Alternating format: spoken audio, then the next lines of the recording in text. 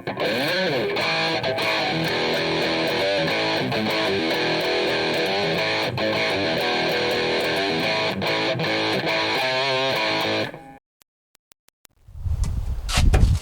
right, we're back, and I do really want to stress that if you're not comfortable, with working with this kind of stuff, with this high pressure stuff, or if you just simply can't afford, the gauges or some of the stuff you're going to need right now, there's absolutely no shame in taking it someplace and having them do it. If you replace some parts, in your system or done the whole thing, like I did in the previous video, there's absolutely no shame in taking it someplace and having them fill it. It's like I said, you're already going to save yourself a ton of money by doing some of the repairs yourself, and it probably would only maybe cost you $200 or $300 to take it someplace and have them do it, because you got to figure in the cost of the freon and the labor. But again, that's it's not a lot more than what it costs to do it yourself, because by the time you buy the gauges and the freon and all that kind of stuff, so if it's something that you're never going to do again, then yeah, you'd probably just take it someplace. But if it's something that you want to learn about, or really start getting into, then you're going to need to spend a little bit of time and money, more time probably than, as far as researching, how to use all of it and the safe way to do it. So once again, if you're not comfortable working with high pressure stuff like this, no shame in taking it someplace. Me, on the other hand, I'm so deep into this project that yeah, I'm gonna be filling it, and I already have the equipment, and I've already done this quite a few times over the years and done a lot of research on it. So while I'm certainly no technician, while I'm certainly not an expert at it, I think I managed to do it well enough to accomplish the three things that we want to accomplish in doing this, and that is don't hurt yourself, don't hurt the environment, and don't harm the vehicle. So with that, we're going to get ready to do a little work to it here and explain a little bit how some of this equipment works, and we'll go from there.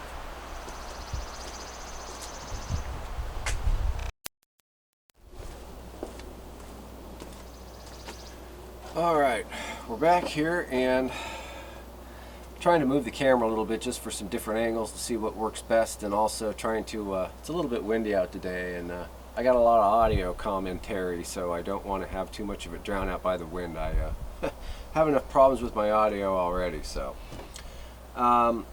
basically, we're going to try and accomplish three things here. We're going to have three rules that we kind of have when we're working on this stuff, and that's going to be don't injure yourself, don't injure the environment, and don't injure the vehicle.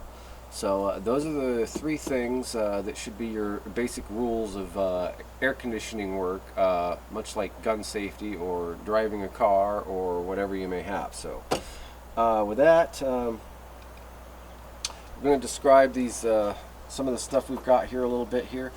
First, I would like to say, if you're not comfortable working with this kind of stuff, high pressure air conditioning, because this stuff is dangerous. You need to know what you're doing. You could get a chemical burn, you can get a frostbite burn, you can release a lot of stuff into the environment that doesn't. You can cause some real problems with this, because you've got a very super high pressure, freon coolant in these lines here. So you don't want to have an accident like that. So another reason, you definitely want to wear gloves, and you definitely want to wear some kind of eye protection. Absolutely. But again, if you don't want to work with this stuff, there's no shame in taking it someplace. If it probably wouldn't really cost you maybe twice as much of what it would to do it yourself. You know what I mean? By the time you buy the gauges and the stuff, to do it. So no shame in it at all. As a matter of fact, if you've already done some money or replaced some parts on your system, you're already ahead of the game, and you've saved some money that way anyway. So like I said, there's no shame in taking it someplace and having them do it, or finding someone that really knows how to do it, and having them do it for you, or show you how to do it. No shame in that at all. So with that, we've got our gauges here. They call these manifold gauges here, because you basically have a manifold here, and then you've got two gauges up here, and then three lines coming off.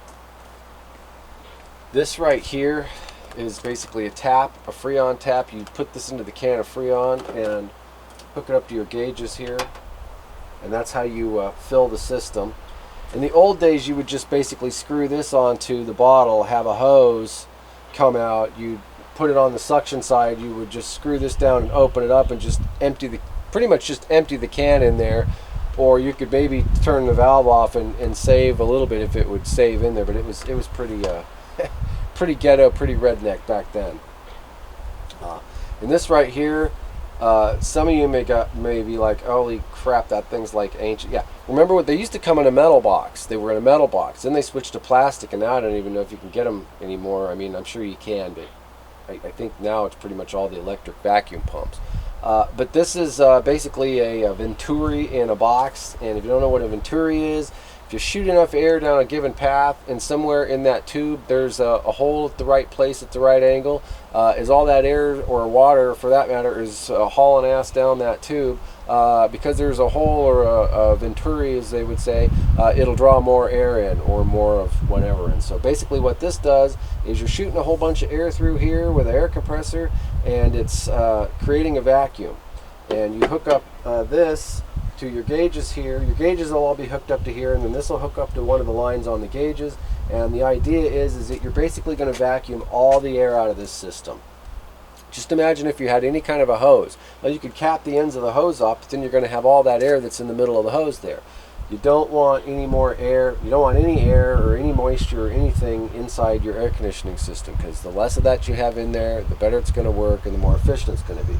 So when you got a brand new system, any system that's been depressurized, or anytime a system is being refilled from scratch, basically you need to somehow vacuum it down and take all the air out of it.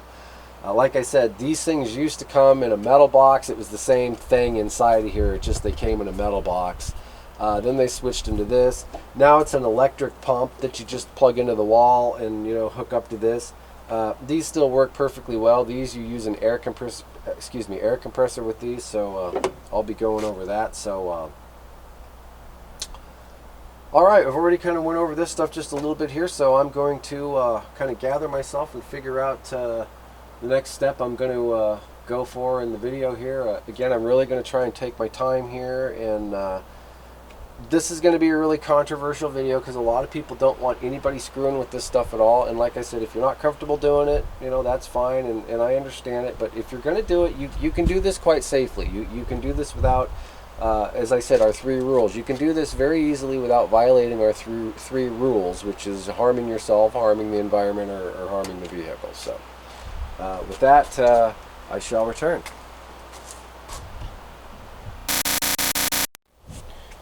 Alright, again, apologize for the wind today. So I want to explain a little bit more about the equipment we're going to be using here.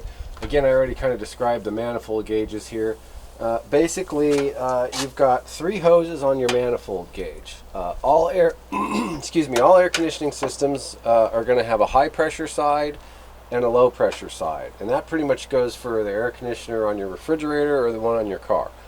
So they each have a different size port. These are quick disconnects, and these will go on the high pressure side, and this one will go on the low pressure side. Red's the high, blue's the low. They're set up so that you can't accidentally put one on the other, which is a good thing. So all vehicles have these ports in different spots, so you'll just have to look around. Some of them are on the line, some of them are one's on the line, one's over there. I mean, they could be in a lot of different places. On this particular vehicle here, which is the 2006 Jeep TJ, the high pressure port is right here, and the low pressure port is over here, just right on the other side of the air filter box here. So I'm just going to take the camera off real quick and fly it over there, even though I could just put a picture in there. We're just going to show what we got going on here. So again, just basically a quick disconnect that pushes on there, just like the one on your air hose for like an air compressor. And then we got that one right there.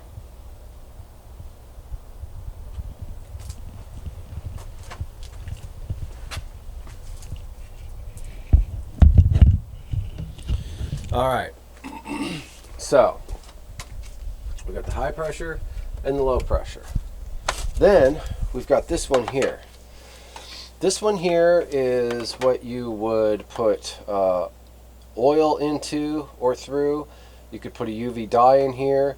You suck in the new Freon with this line here. So this line is basically, while this is a low side and a high side, and there's both some suctions to these, this basically is your suction that you fill with, in the one that the one that modulates the fluid going in.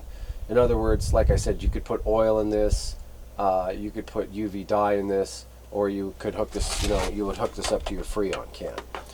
Unlike just the simple gauge kits that just hook to the high side, like you just your kind of auto parts store gauge. As a matter of fact, let me just go grab one real quick and I'll just show you.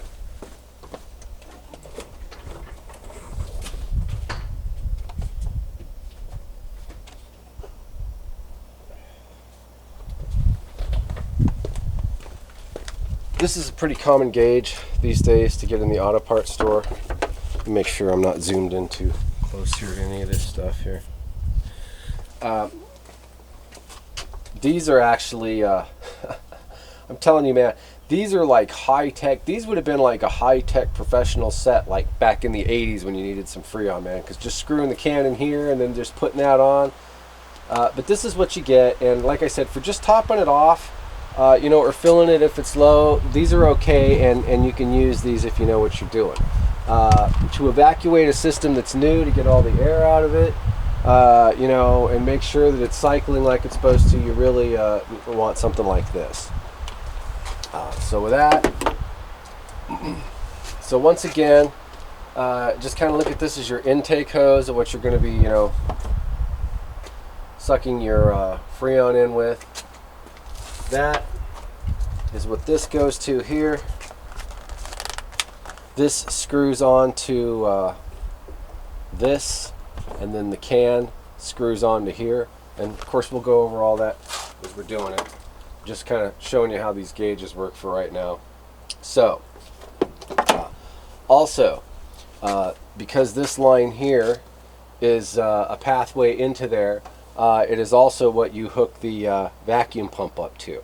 So in addition to putting oil in here, UV dye in here, or having Freon sucked through here, it's also what you hook up to the vacuum pump to vacuum the air out, or in this case, to literally really vacuum the air out of the system. This is what you would use. Or you would use one of these that's an electric vacuum pump that plugs into the wall, but it's still going to attach to this. So, alright, up here to the gauges. I'm not going to go into a lot of detail about the gauges and the gauge readings and all this stuff, because honestly, I'm not an expert on it.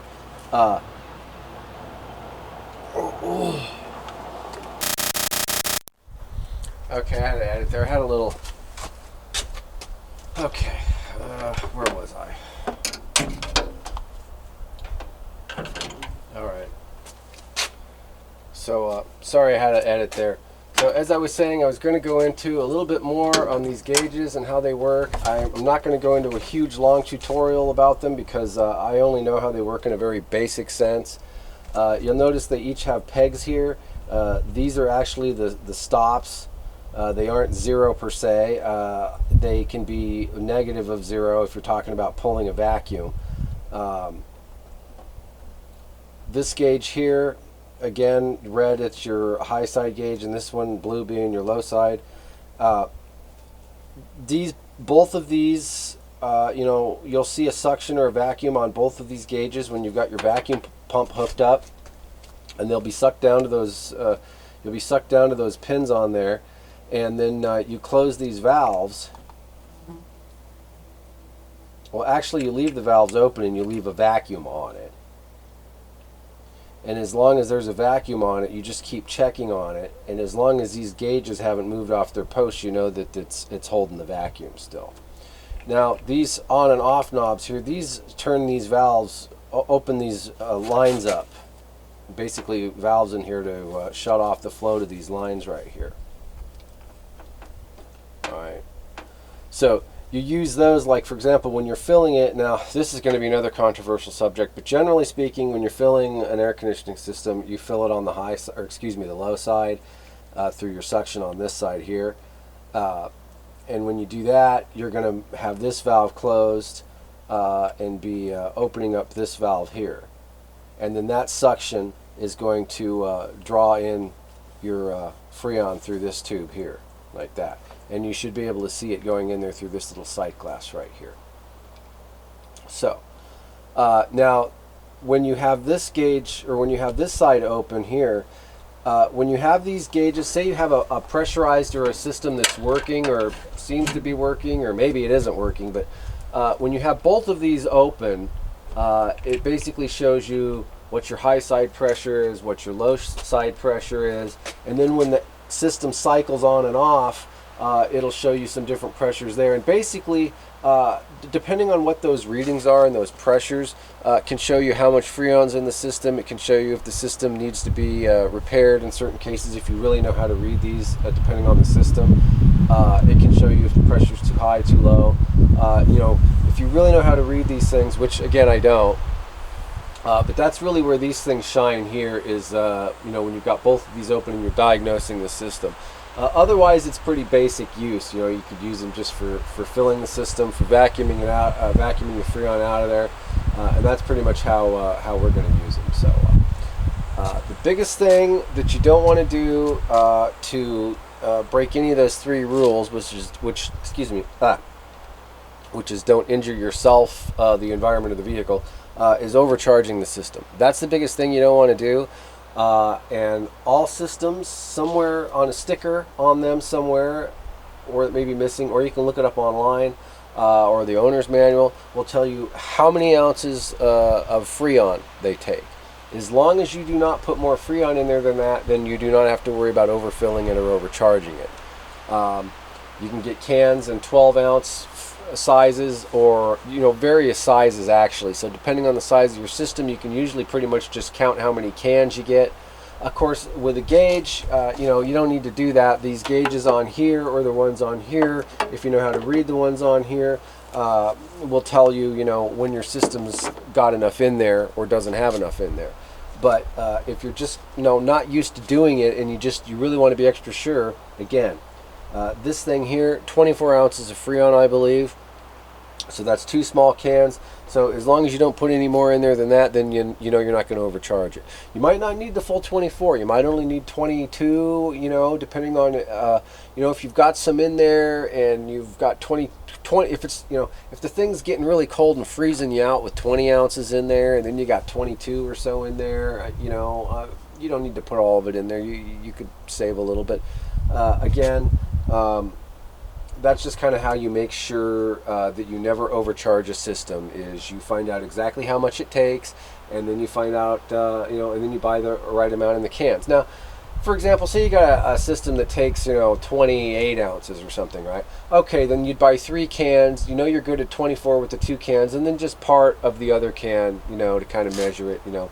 Again, as long as you do it that way, and you're kind of, you know, mathematical about it, you're not going to overcharge the system. So, with that, I'm going to figure out my next little step here, and how I'm going to video it, and we'll go from there.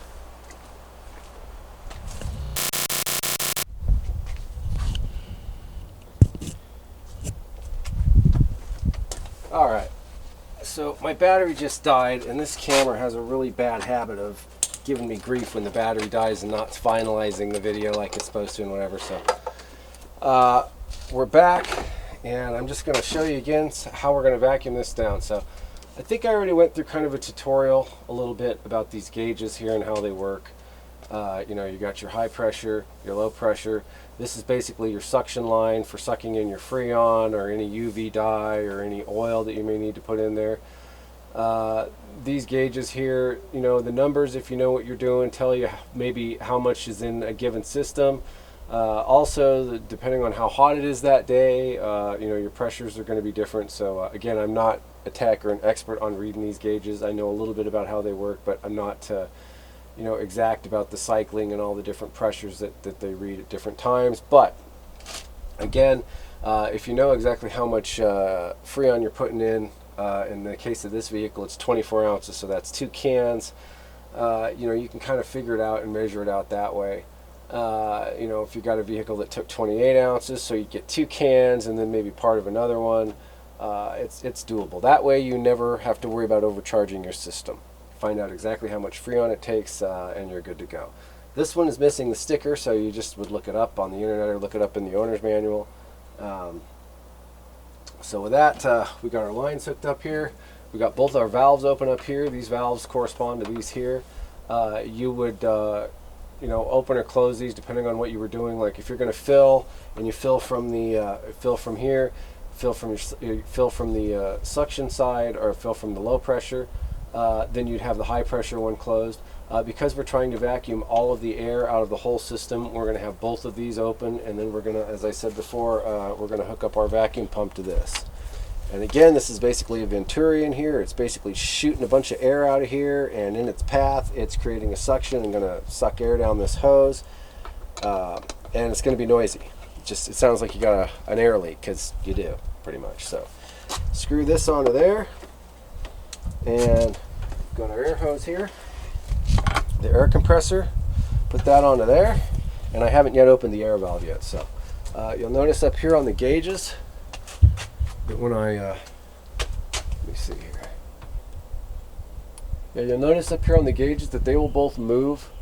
Especially this one, it will move down to where the pegs are, because the pegs are actually less than 0 or a negative on 0 on the blue one there. It's actually like, I think, 30 inches of vacuum, because supposedly nothing's supposed to be able to suck harder than 30 inches of vacuum. Like many of you out there, I disagree, but who am I to argue with science, right? Can't suck harder than 30 inches, so whatever.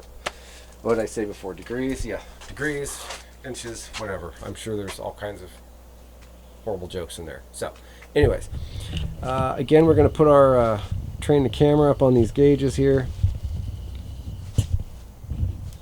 and then we're going to open our valves, and like I said, as you hear the air whooshing out of that thing, it'll be sucking out the vacuum, the air, and any moisture hopefully out of the air conditioning system. Conventional wisdom is it can vary how long you leave it on there. Some people say half hour, 45 minutes. I usually say 15-20 minutes. It just kind of depends. This system's all brand new, so it should be pretty good shape after 15-20 minutes. But I'm going to go hit the valve and let you watch the gauge there.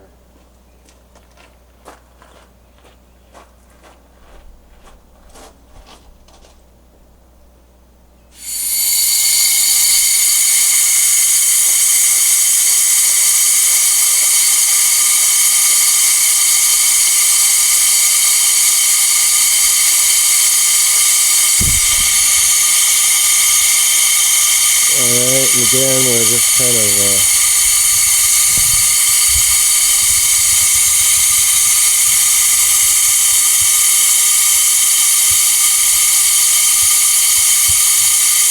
again, this is our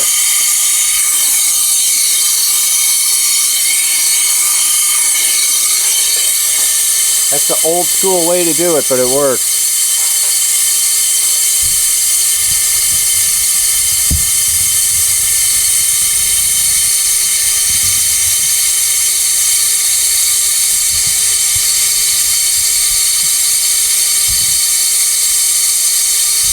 Again, basically what we're doing is just sucking all the air and hopefully any moisture out of all those lines and out of everything, so that when we recharge it, there's as little air in there as possible. And that also brings up a point of, I got to remember to try and, there's a way you can bleed this line out here too. You bleed it out before you let the Freon go up in there, so you can get the air out of this yellow hose, your suction hose too. So another way to try and reduce air in the system. So I'm going to let this sit here for a couple minutes, probably speed forward in the editing, but anyway.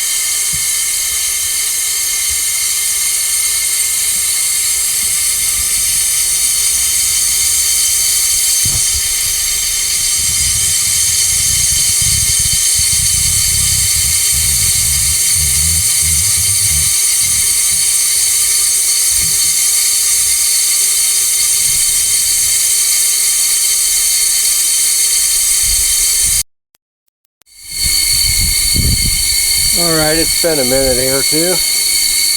More than that, but I'm going to close these valves off here.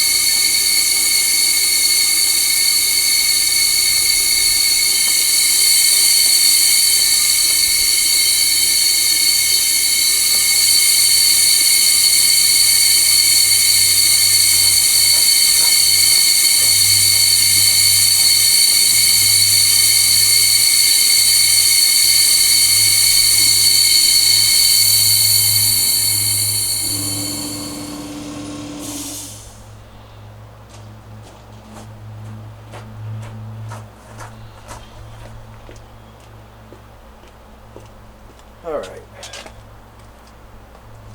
Now, disconnect. Again, this is your suction line, your fill line, a variety of things. You're going to want to disconnect this. Let me make sure. You're going to want to disconnect this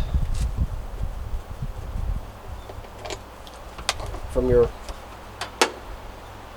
vacuum pump here.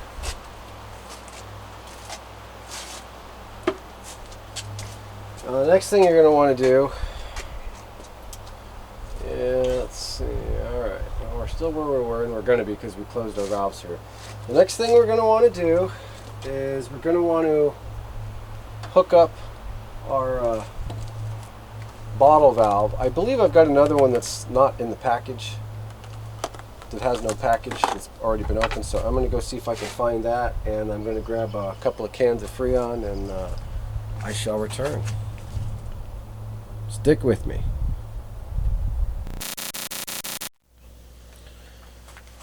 All right, so just a quick recap here. We described a little bit about the equipment here. We knocked the cap off onto the ground here. All right. We got our high pressure hooked up here and our low pressure hooked up here, and our valves opened up, and then our vacuum pump hooked up to our yellow line here, and we had our compressor on, and we drew all that air down there.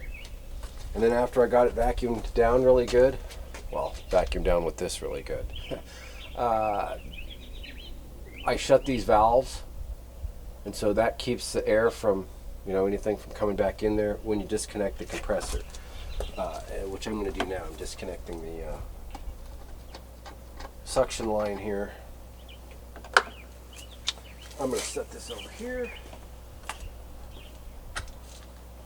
Okay. I'm just going to set this thing up here. All right. Okay, so now we're pretty much ready to check the camera here.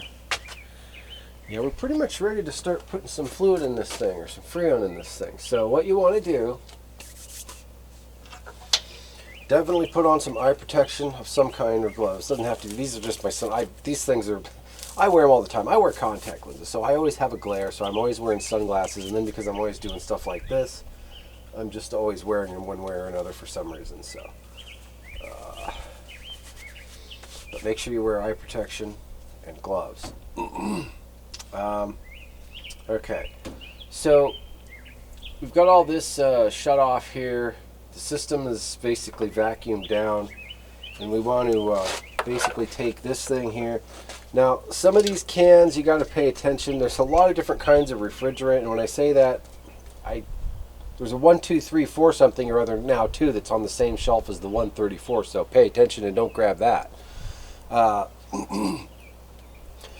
In addition to 134A, which is what this vehicle takes, in addition to that, you get stuff that says it has stop leak in it, and some of it has pag oil in it, and it can get kind of confusing. So it depends a little on your application. I mean, you don't need anything with any stop leak or anything in it if you got like a brand new system like this and you've got fresh oil in it and everything. So try to get something that doesn't have any of that stuff in it. Although just at the auto parts store the other day, and I think this was some stuff I got someplace else, but I think almost every single can the auto parts store had the other day had some kind of stop leak or something in it, just all of them. So there's only so much you can do about that. Alright, so we want to thread our hose on here, like that. The other thing you really want to do with these gauges, especially if you don't use them a lot or they're sitting around a lot, is make sure the connection on them. Let me set this thing up here. Make sure the connections are tight. They don't have to be reefed down like pliers tight, but a lot of times you'll reach up and they'll be a little bit loose, and you don't want them loose because that, this needs to be a sealed system for obvious reasons, so you don't want this stuff loose here. Same with this thing here. And again, all these hoses come off of here, so make sure these are all tight on here. Make sure this is tight on here, and the same with these ends here. These quick disconnect ends, you can unscrew them off of the end of the hose just like that. So make sure all of your hoses on these things are tight. So now we've got our hose onto the can tap here, and that's tight. Now some of these cans are some of these cans are self-sealing, meaning you can back the tap back out and take this off and they'll stay sealed, and others are not. This does not say whether it is or not, so I'm just going to assume that it isn't, but I'm not overly worried about it because this system takes 24 ounces, so that's all we got here is 24 ounces, so we're not going to be overfilling it. So back your tap needle thing, screw all the way out, screw it all the way down on the bottle, like that. Now screw this in.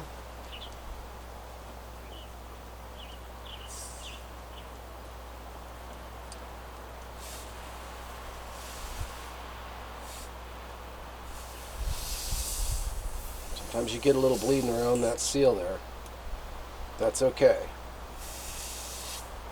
Get it someplace where it's not doing that. Now what you want to do real quick is you want to grab a screwdriver, which I should have done before.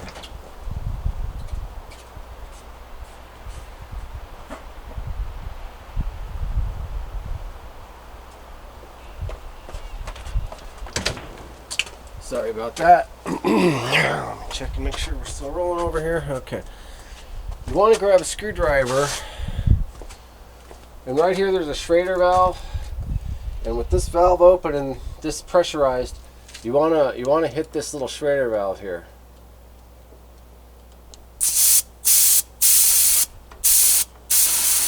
Because what you're doing is you're blowing all that old air out of there until you get some refrigerant out of there. That way that's that much less air, again, that you're going to suck into the system. So that's the deal with that.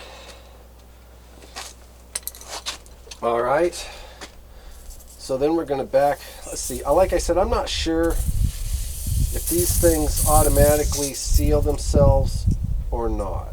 I don't think this one does because it already seems like it's a little goaty here. So we're going to start it up and turn on the air on and open up those valves.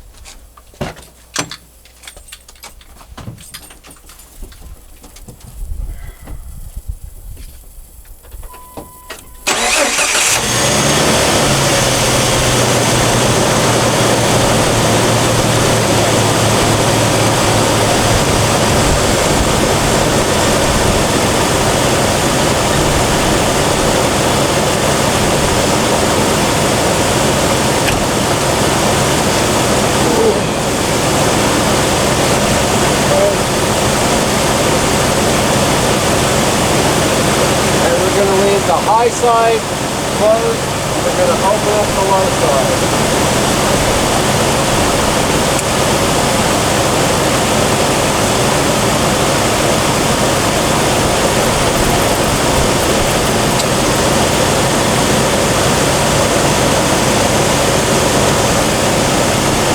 Some of these cans say to hold them upright and they have an arrow, and some of them you hold them upside down like this. This is the way that my guy has done it forever, so.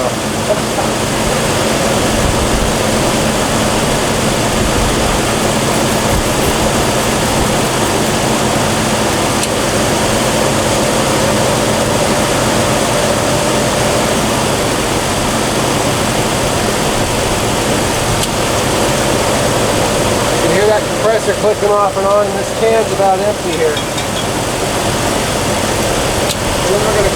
valve. We're closing that valve because we got to take this can off and put another one in there, and then we got to burp it again or bleed it again. I guess if you're really poor and you want someone to think you got a nitrous system and you don't, I guess you can plumb in a line to vent your AC. Of course, that wouldn't be helpful. Alright, enough of that crap. Alright, so we're gonna back this needle out here. Again, this is why you want to wear gloves, because sometimes these things leak a little bit.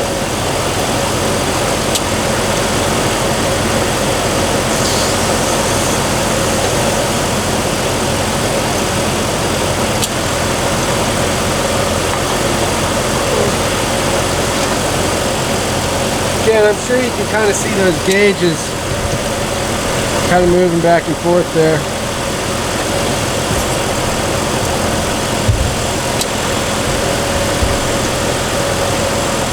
Alright, can number 2, and this should be it. Should be all we need.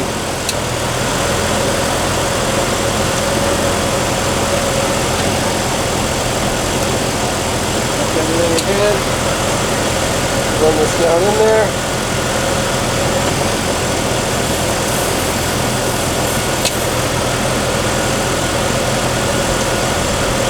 Alright, and then we want to purge our system again.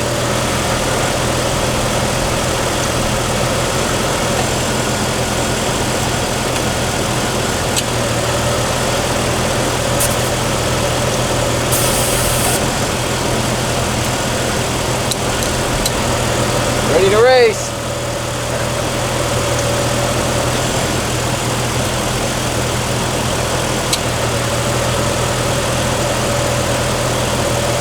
Now at any time, if you feel like you don't want to put any more in and you just want to let it gel for a little while, then you just shut that valve right there. That's what I'm going to do right now. Still some in here, but I'm just going to let it sit for a minute, and I'm going to go check the inside here. Got my little thermometer here.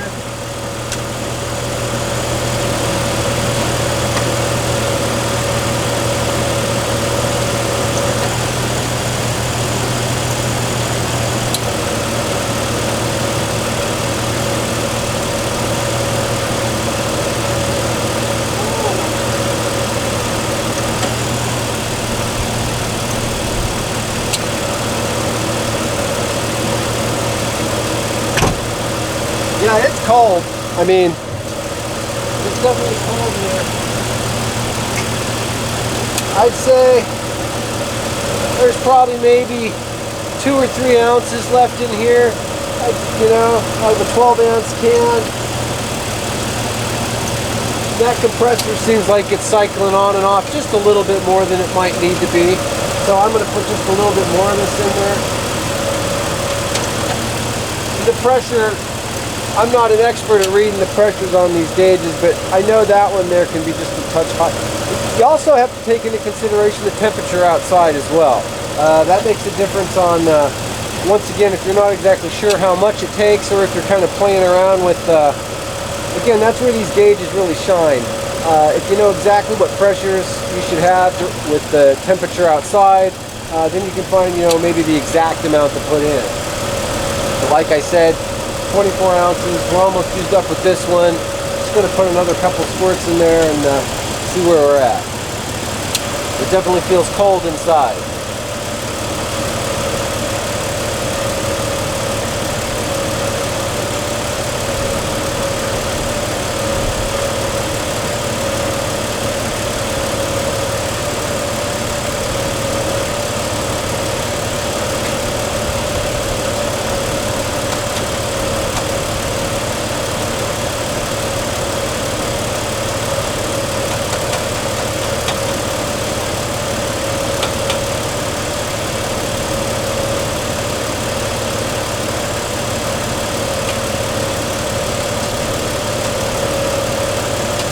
Still a little in there. I'd say probably about an ounce or so. Not much. Let's see what we got going on in here. Take the camera off the tripod here. Sorry about that.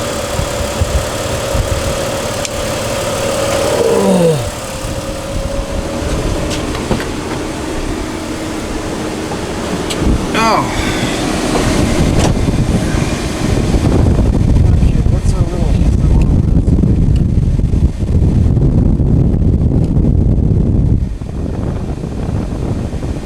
can't see it.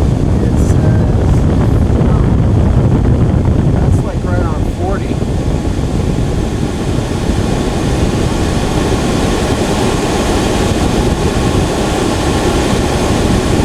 So yeah, that's cold.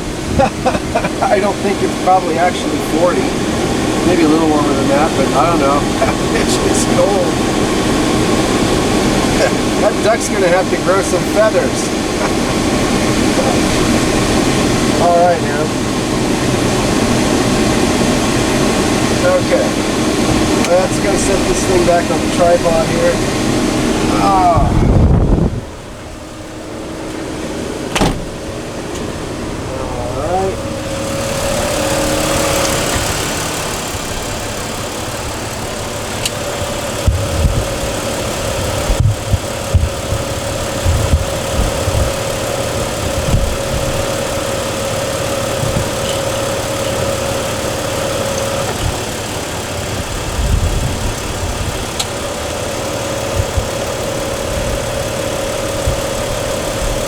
I'm sure an expert can read these gauges and go, oh man, that thing's all jacked.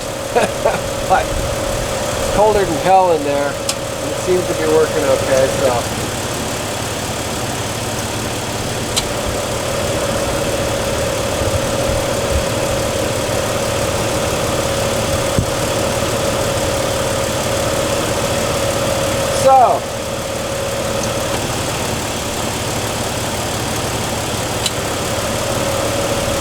Do we put that last little bit in or not? Pretty dang cold in there. Probably really don't need to.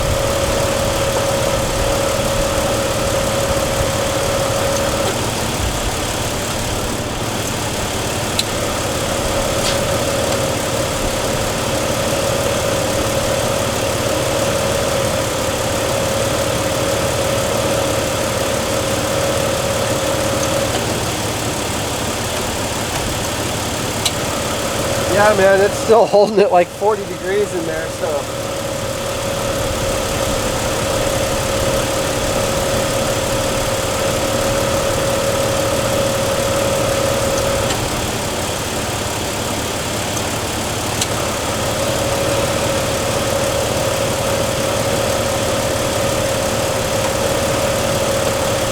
I'm just gonna leave it out.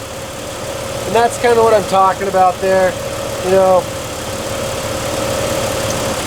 Maybe an ounce, ounce and a half in there, 2 max, but yeah, probably an ounce, ounce and a half left in there. But like I said, it's running really good, you know, and it's 40 degrees in there. I mean, there's really no sense, I don't think, in pushing it. Putting that little bit extra in seemed to stop the cycling down a little bit, so I don't really think it needs to have any more in there. Probably going to let it run for just a few more minutes anyways, but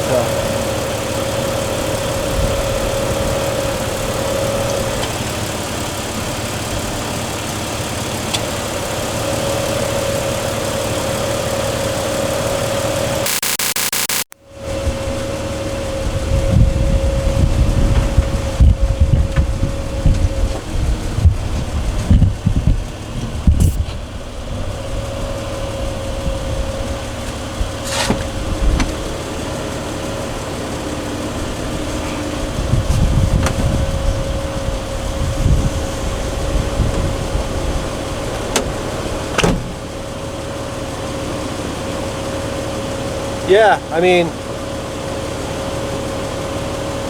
yeah, it's still hovering around 40, 41 degrees, so it's pretty cool. That's just sitting here at idle, so.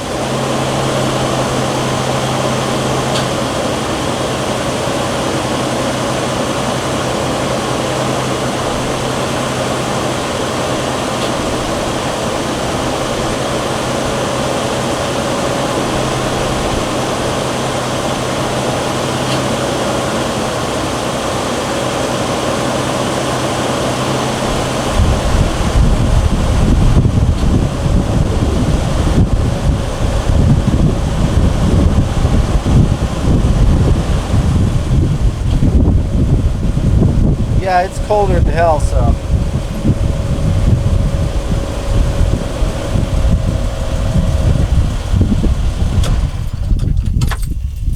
Well, whatever goes wrong with it, it's not because of the way I put it together. I think we can agree on that. Somebody's like, no, we can't agree on that. Well, I'm agreeing on that. Like I said, most of the problems that I had with this thing were with, you know, parts defective or, you know, just things like that. It wasn't really with anything else. So, unfortunately, that's kind of the nature of the beast. So, with that, thanks again for watching. Again, be super, super careful with this stuff. But again, if you do it right, you know, you can do it so that you're not causing any damage to yourself, the environment, or the vehicle. So, once again,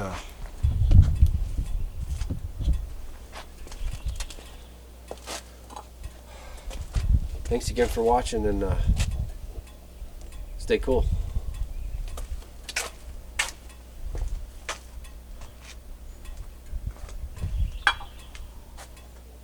Stay cool. Could you be any cheesier? Oh, yeah.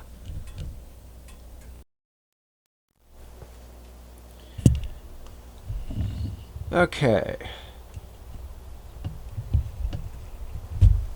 So, I'm back, and I did want to add a little bit to the air conditioning video here. Yesterday, I kind of, you know, usually once you put your certain amount of Freon in, you're pretty much done. I mean, you can read the gauges, but other than that, you're going to be needing to do a little more work if something's not right. And after that, it's pretty much out of my hands. So, but I did want to show you how to hook up the gauges and check the system. Maybe you're going to check a system to see, you know, if it needs to be charged, or maybe you want to check, you know, an existing one that you've already finished up, just like this one. I could have just left the gauges hooked up and done it. You know, that would have been the opportunity to do that while the gauges were hooked up. But like I said, I was losing the light and getting ready to kind of finish up. So I figured I'd just add this in later, since a lot of people are going to be doing it from scratch and just checking it on the vehicle anyway. So. And what I mean from scratch is, I mean if you've got a set of gauges and you're going to check the AC in a car that you haven't done anything with, then you need to know how to do it that way. So, again, we got our high pressure side here and our low pressure side here and the suction line here. Now these two valves, you want to have these things closed off whenever you're hooking this thing up to your car. That way, because you got to remember, you don't want to hook these things up with these valves open, otherwise you'll let your fluid out, or your coolant out. And some of these valves just click on like this, and others have a valve that once you click this on, you screw this down and then it pushes the Schrader valve in and allows the liquid to go into the line. So there's a couple of different types of connectors on these manifold gauges. Now you remember this was our can tap here, so we're going to take this off here, and then we're going to screw this hose right back up here onto the manifold onto itself, because we want to block this off. Because we're going to have this line hooked up and we're going to have this line hooked up, and since there's no valve to open or close this one here, we're going to basically loop this one onto itself here. So this will be closed, and then these will each be hooked up to their respective ports there. Okay, so put our gloves back on here.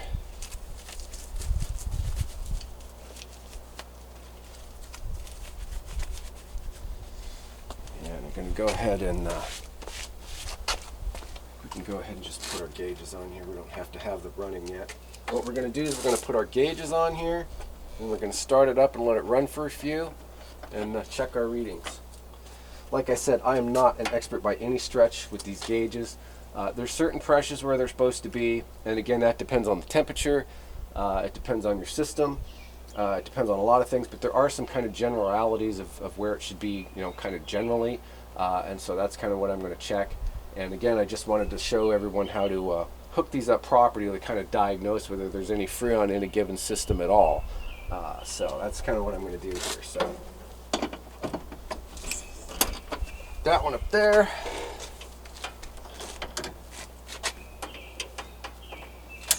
That one up there. And you can see this gauge is going to be all the way jacked over here because it's not running. So once it gets started up and it starts cycling, it won't do that. So see if I can get a little better shot of these gauges here. And the readings on these gauges are going to change a little bit as it warms up, because like I said, it hasn't been started up and warmed up yet today. So make sure all our hoses are out of the way. All right.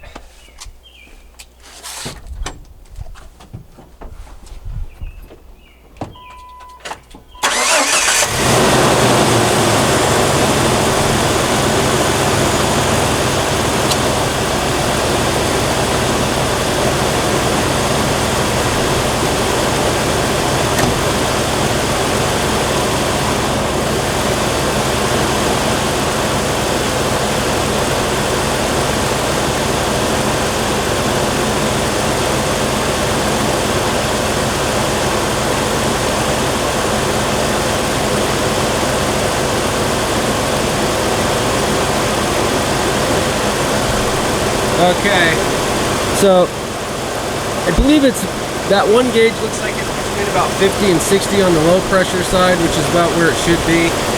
Like I said, it's going to change a little bit as it heats up, but once again though, if you bought a set of these gauges and you don't really know what you're doing with them, watch a lot of videos.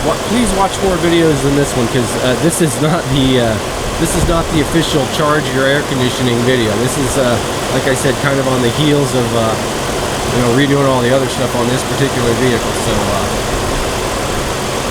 my way of doing it is very, very backwoods. So, but again, that's how you hook these gauges up. If you hook these gauges up to a vehicle and you've got some pressures, like that in there, or really if there's much really moving around with those needles at all, then you've got some pressure in there. And so you either need to have it evacuated or have it, recharged. But at least you know if there's some pressure in there if you've got a gauge like this. You can also take one of those cheaper gauges like I showed you too, and hook it up to just the low pressure side, and if the needle pops up, that'll tell you if there's pressure in there too. Of course, you can go back to the beginning of the video, the HVAC replacement video on the Jeep, and I go through all that when I'm disassembling the system, how to make sure there's no Freon in the system. So with that,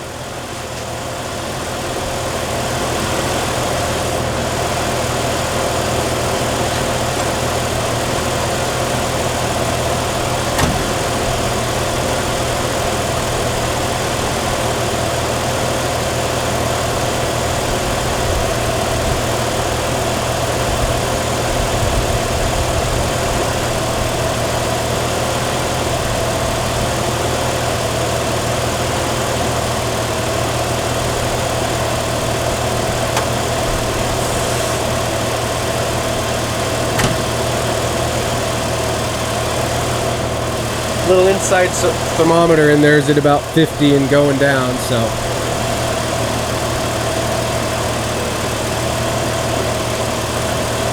once again, not at all an expert. If you're not sure what you're doing or you don't want to mess with this stuff, there's no shame in taking it someplace.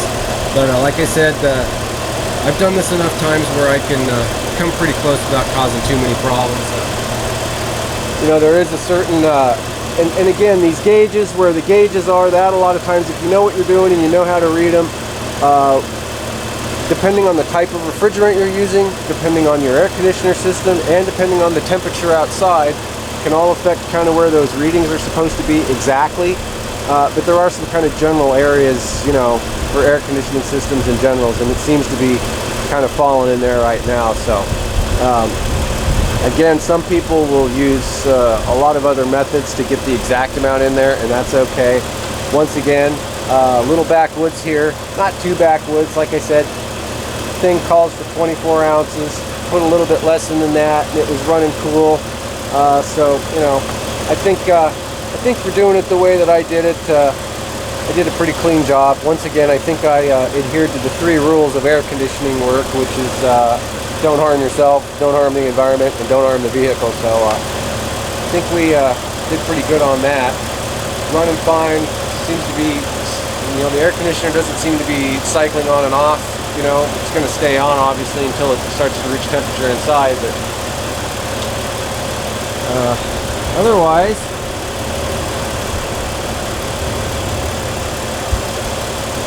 So that's about how that works. So anyways, hope that helped. Hope that was a little extra. Again, there's a lot better videos to watch on the subject than this, but if you're starting from scratch with a completely empty system, when you're careful, you do a pretty decent job, I think. So